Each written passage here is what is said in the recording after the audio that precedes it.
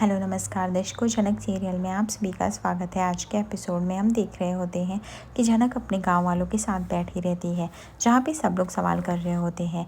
यहाँ पे नूतन भी सवाल कर रही थी कि तेरी शादी फिर से उन्होंने किया। जनक बोलती हाँ, बहुत ही तामझाम से उन्होंने हमारी शादी की और बहुत ही मज़ा आया। फिर गाँव वाले सारी आंटी कहने लगती हैं कि क्यों जनक, तुमने हमको नहीं बुलाया। जनक बोलती किस मुँह से बुलाते, वैसे भी इस गाँव में बहुत ही बेइज्जती हो गई थी, आप लोगों की वजह से ज़बरदस्ती शादी हो गई। आखिर शहरी बाबू के माई बाबू का भी तो कुछ सपना था, वो तो पढ़ी लिखी लड़की से कहीं शादी कराते और बहुत बड़ा अच्छा विचार था, लेकिन इस तरह से जोरन ज़बरदस्ती को शादी कौन से माँ बाप को अच्छा लगता। और हम किसको बुलाते कि इन्हीं लोगों ने हमारी ज़बरदस्ती शादी कर दिया, आ जाओ, इसीलिए हम नहीं बुलाए बस, और कछु नहीं। और ऐसी कोई बात नहीं थी। और वैसे भी मैंने तो अम्मा तुझे बताया ही था, शहरी बाबू की तो एक मंगनी भी हो गई थी एक लड़की से, और उससे भी तो वो लोग तो उसको ही बहू मानते थे। अभी सोचो ये सब अच्छा लगता क्या, इसलिए हमने नहीं बुलाया उसको। तभी नूतन बोलती चलो कोई बात नहीं, लेकिन इससे जान के ऐसा लगता है कि जैसे मानो बहुत अच्छे लोग हैं, बहुत ही अच्छे से शादी करके तुझे बहू के रूप में अपना लिए। तभी यहाँ पे पराशर बोलता है चलो अब मुझे इस बात की तसल्ली तो है, मेरी बिटिया जहाँ भी है खुश तो है एटलीस्ट, और इससे ज़्यादा हमको क्या ही चाहिए, है कि नहीं। नूतन बोलती हाँ, मैं भी इस बात से बहुत ही खुश हूँ कि तू जहाँ पे है और बहुत ही खुश है। और बताओ घर में कौन कौन है। झनक जो होती है सबका लोगों का नाम लेने लगती है और बताती जेठू जो कि बहुत उस घर के मुखिया है। उसके बाद शहरी बाबू के माँ और बाबूजी रहते हैं, और उनके बाबूजी ऑफिस जाते हैं, माँ और बड़ी माँ जो है वो काम करते, घर संभालते। छोटी काकी जो होती टीचर है, छोटे काका डॉक्टर है, शहरी बाबू पुलिस इंस्पेक्टर है।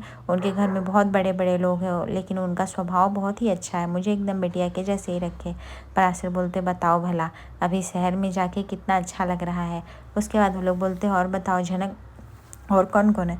उसके बाद जनक बताती काजू बादाम है, दो छोटे छोटे बच्चे हैं, वो लोग स्कूल जाते हैं, और पुतुल दीदी है, पुतुल दीदी जो है वो गाना बजाती है, वो बहुत ही अच्छा गाना गाती। कर वो इधर बैठ के गाना गा लेना तो मानो मधुर गाना है। उसके बाद उसकी रानी काकी बोलती है तो तुम उनको क्यों नहीं लेके आते, तुम उनको लेके आओ तो एक बारी गाँव में। जनक बोलती पगला गई हो क्या, वो लोग शहर में रहते, वो लोग गाँव में भला क्यों आएंगे, गाँव का रहना सहना उन्हें ज़रा भी भाएगा नहीं। तभी यहाँ पे नूतन बोलती है ऐसा क्यों कह रही हो बेटा, अक्सर होता है जो लोग कहीं और पैदा होते, बड़े कहीं और होते, ज़िंदगी कहीं और बीतती है, लोगों को अच्छा लगता है। तभी यहाँ पे उसके बीरू मामा भी बोलते हैं कि हाँ और क्या, अपना गांव इतना ख़राब थोड़ी है। जनक बोलती है हाँ हाँ, हम ये नहीं कह रहे ख़राब है, लेकिन वो काफ़ी हाई फाई है, पुतुल दी टिप टॉप से रहती है, वो लोग को इधर का नहीं जमेगा। खान पीन में भी हम क्या ही देंगे, वहाँ पे 3 टाइम का खाना रहता है, अच्छे से देखभाल की जाती है, वो सब यहाँ नहीं हो पाएगा।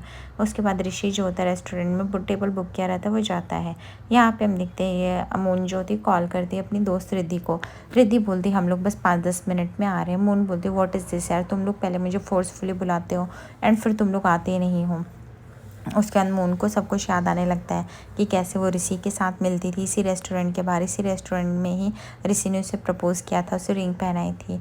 मून बोल रही होती है, सोच रही होती है कि ऋषि मैं तुम्हें चाह के भी नहीं भूल सकती, ना ही तुम्हारी यादों को भूल सकती हो, पता नहीं किस मोड़ पे आ गई हो। रिद्धि और उसकी फ्रेंड सोच रहे होते कि अभी तक ऋषि कहाँ रह गया, पता नहीं कब तक आएगा, और अगर ज़्यादा देर कर दिया तो अच्छी बात है, ऑलरेडी अदिति काफ़ी डिस्टर्ब लग रही है और हम उसे अकेला छोड़े हैं। उसके बाद ऋषि जो होता है वो टेबल नंबर पूछता है, और वो अदिति के पास जाने से पहले एक बार सोचता है कि पता नहीं अदिति किस हालत में होगी, कहीं वो मुझे देख के भड़क ना जाए, बट मुझे जाना पड़ेगा। जैसे ही ऋषि जाता है अदिति के पास, वो अदिति का नाम लेता है, अदिति शॉक हो जाती है और अदिति तुरंत खड़ी उठती है और वो बोलती है तुम यहाँ पे क्या कर रहे हो। ऋषि बताता है कि मैंने रिद्धि से बात की थी, वो बताई कि तुम लोग यहाँ पे आने वाले हो, इसलिए मैं सोचा ये बहुत ही अच्छा मौका, मैं तुमसे बात कर लूँगा, प्लीज़ अदिति मुझसे बात कर लो। अदिति बोलती है ऋषि देखो मुझे तुमसे कोई बात नहीं करनी है, ठीक है। ऋषि बोलता मुझे पता है अदिति तुम्हें मुझ पर बहुत ही गुस्सा आ रहा है और इनफैक्ट आना भी चाहिए, लेकिन प्लीज़ मुझसे बात तो कर लो, मेरी एक बार आखिरी बात सुन लो। अदिति बोलती है मुझे जीना मुश्किल हो गया, बाहर कितने कमेंट्स करने लगे मेरी पर्सनल लाइफ पे, मुझे उठने बैठने का कुछ भी सूझने में एक जिंदा लाश होकर रह गई हूँ, और मैं क्या बात करूँ ऋषि तुमसे, मुझे तो यही नहीं समझ में आ रहा है। ऋषि बोलता है अदिति आई नो कि तुम्हें मेरी वजह से बहुत तकलीफ़ें सहनी पड़ी और तुम बहुत हर्ट हुई हो, बट डोंट वरी, मैं ये शहर छोड़ के चला जाऊँगा कोलकाता, और मैं अपना ट्रांसफ़र करा लूँगा और मैं दूर रहूँगा, बिकॉज तुम्हारे बिना ये शहर तो सुना सुना लगता है, मैं अगर थोड़े दिन भी यहाँ पे ज़िंदा नहीं रह पाऊँगा, इसलिए मैं यहाँ पे नहीं रह सकता। तुम्हारे साथ रह के अगर तुमसे दूर रहना है तो मैं ये चॉइस तो नहीं कर सकता। अदिति बोलती है कि ठीक है तुम्हें जहाँ पे जाना हो जाओ, तभी यहाँ पे ऋषि बोलता है मैं चला जाऊँगा अदिति, और तुम्हें मेरी याद नहीं आएगी क्या? तुम्हें हमारे प्यार की कद्र नहीं है क्या? तुम्हें सच में लगता है मैं तुम्हें इतना बड़ा धोखा दे सकता हूँ? मून जो होती है वो रोने लगती है ऋषि को देख के। तभी यहाँ पे जनक बोलती है, हाँ हाँ ठीक है, लेकिन वो आएंगी नहीं। हम ये नहीं बोल रहे कि उन्होंने ऐसा बोला, पर हमें उनका व्यवहार से लगता है। पराशर बोलता है, देखो बेटे, हम गांव वाले भी कम नहीं हैं, बहुत से शहरी लोग आते हैं, रहते हैं अच्छे से, ठीक है, वो रहेंगे भी, तो तुम इस बात का चिंता मत करो। इस बार जाना तो उनको लेके आना। तभी जनक बोलती है, अच्छा ठीक है बाबूजी, हम लेके आएंगे। तभी यहाँ पे नूतन बोलती है, ये बता जनक, तू ऐसी दुबली पतली क्यों लग रही है, सब मुरझाई सी? खाना वाना ढंग से नहीं खाती थी क्या? जनक बोलती है, अरे नहीं अम्मा, ऐसी बात नहीं है, वो तुमको ही लग रहा है ऐसा। मैं तो ठीक हूँ, कल आई ना यात्रा करके, ट्रैवलिंग से, तो बहुत थकावट लग रही है बस, इसके वजह से। तभी वो लोग बोलते हैं, अरे देखो एक दिन थक गई है, इसको तो ध्यान देना पड़ेगा। नूतन बोलती है कि हाँ, एकदम मुरझा सी गई है, ऐसा लग रहा है, तेरा तो वजन बढ़ना चाहिए, ऐसा लग रहा है जैसे घट गया। तब यहाँ पे ऋषि बोलता है, प्लीज़ अदिति काम डाउन, तुम रो मत प्लीज़ अदिति, मुझे तुम्हारा अब और आंसू नहीं दिखा जा सकता।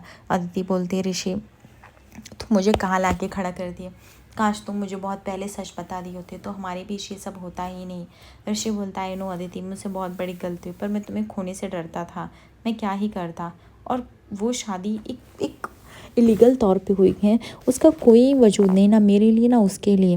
तब यहाँ पे दीदी बोलती है, कहीं तुम इसलिए तो नहीं लेके आए क्योंकि इस शहर की पढ़ी लिखी लड़कियों को तुम दबा के रखोगे, इसलिए गांव की कोई लड़की को लेके आ गए? ऋषि बोलता है, क्या मुन दीदी तुम सच में मेरे बारे में ऐसा सोचती हो? प्लीज़ तुम मेरे लिए ऐसा मत सोचो। मेरी शादी जबरन हुई और उसने मेरे से शादी करने के लिए हाँ किया क्योंकि वो जान बचाना चाहती थी, इंसानियत के नाते, अपनी भी और मेरी भी, बस इसीलिए। और वो शहर में आके पढ़ना चाहती थी, इसलिए उसको लगा होगा कि अगर वो आएगी पढ़ लिख लेगी, बस इससे ज़्यादा कुछ भी नहीं।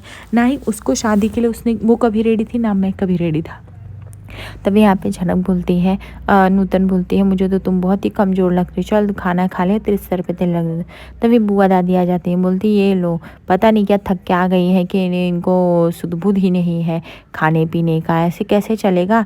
अपने घर से चली आई हो और लोगों को बता भी नहीं रही हो, हमको शादी में इन्वाइट भी नहीं किया हो। तभी यहाँ पे जनक बोलती हो, बुआ दादी बस करो, जबरन शादी करा दी तो काहे का इन्वाइट करते तुमको, अपनी बेइज्जती कराते क्या? और वैसे भी वो लोग बहुत ही अच्छे, उनके बारे में बोलो मत। तभी हम बोलती, वाह, अपने ससुराल वालों के बारे में एक शब्द नहीं सुनना है। जनक बोलती, ना ही सुनना है क्योंकि वो लोग बहुत अच्छे हैं। पराशर बोलता है, बुआ तू नहीं समझेगी, जहाँ प्यार होता है ना वहाँ किसी के बारे में हम एक शब्द नहीं सुन सकते हैं। तभी दूसरी तरफ हम देखते हैं, सब लोग पूछ रहे होते हैं कि शहरी बाबू तुम्हें इतना दूर कैसे आने दिए, छोड़ने क्यों नहीं आया? बताती है जनक कि नहीं ऐसा नहीं है, वो तो छोड़ने आने वाले थे, लेकिन हम बोले हमारे अम्मा का याद आ रहा है तो हमें जाने दो। फिर हमने ज़िद कर लिया, हमारी ज़िद के आगे तो सबको झुकना पड़ता है। फिर वो किसी तरह मान गए, वो स्टेशन पे आए ही थे और मुझे छोड़ने वाले थे, लेकिन तभी हमने बाबूजी को देख लिया और हम दौड़ते हुए चले आए, तो हम उनसे मिलवा भी ना पाए। तब यहाँ पे पराशर बोलता है, लगता है शहरी बाबू बहुत ही अच्छे से बिटिया का ध्यान रख रहे हैं, सच में लगता है परिवार वाले भी बहुत ही अच्छे हैं, वरना हमने बिटिया को तो चिंता सताया जा रहा था, पता नहीं कहाँ होगी, कैसी होगी, किधर होगी, लेकिन चलो भगवान की दया से सब कुछ अच्छा है। नूतन बोलती, हाँ मैं भी बहुत ही खुश हूँ, अब तू अपनी फटाफट पढ़ाई लिखाई कर ले, फिर तू वहाँ पर जा, अच्छे से रह, ठीक है, और सबके दिलों में ऐसी जगह बना। जनक को चिंता सता रहा होता है कि माँ मैं कैसे बताऊँ तुमको सच की सच आखिर क्या है। तभी यहाँ पे ऋषि जो होता है वो अदिति को वादा करता है, अदिति मैं सबको सॉर्टेड कर सकता हूँ, बट मुझे तुम्हारे मदद की ज़रूरत रहेगी, तुम्हारे सपोर्ट की ज़रूरत रहेगी, और वो जो तुम्हें मुझे तुमसे मिलेगा।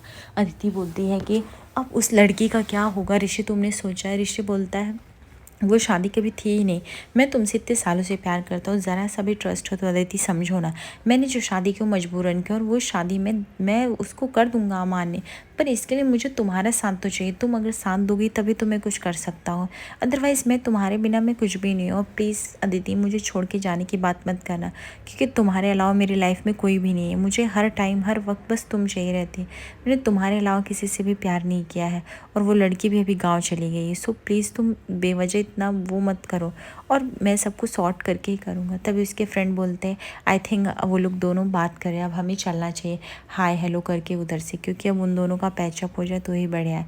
ऋषि बोलता है अदिति तुम मुझे बस थोड़ा वक्त दो, मैं सब कुछ ठीक कर दूंगा और जो लोग बोल रहे हैं ना मैं उनको भी चुप करा दूंगा, कोई हमारी पर्सनल लाइफ पे कमेंट्स नहीं करेगा। उसके बाद उसके फ्रेंड्स आते बोलते हैं अदिति अच्छा हम जा रहे हैं। अदिति बोलती है तुम लोगों ने सही नहीं किया, झूठ बोला हमसे। रिद्धि बोलती है झूठ बोलना पड़ा क्योंकि तू घर से बाहर निकलने को ट्राई ही नहीं कर रही थी। तुम दोनों एक दूसरे से बहुत ही प्यार करते हो, तुम दोनों का आपस में बात करना बहुत ज़रूरी है।